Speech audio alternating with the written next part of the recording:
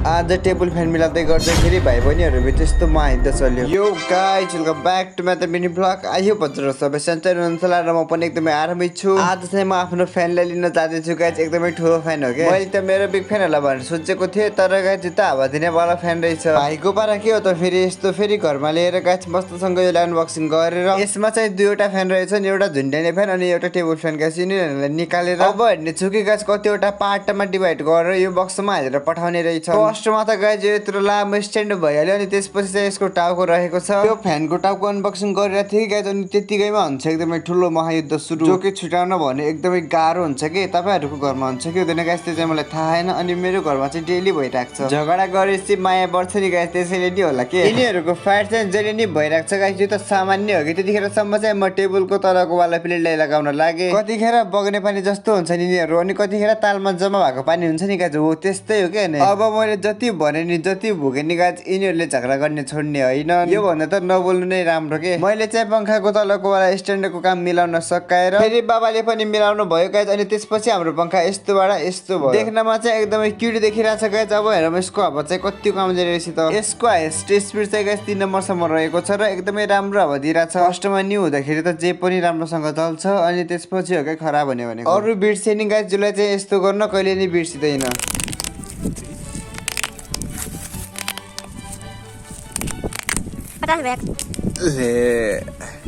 ल गाइज भर्खरै भेडिटिङ गरेर यताबाट अब जाँदैछु, अनि काम पनि जानुपर्ने हुन्छ।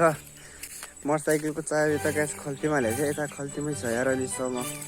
अब चाहिँ यताबाट जान्छु काम गर्नुको लागि। अनि तपाईँहरू पनि साथ सपोर्ट गर्नु होला भिडियोमा।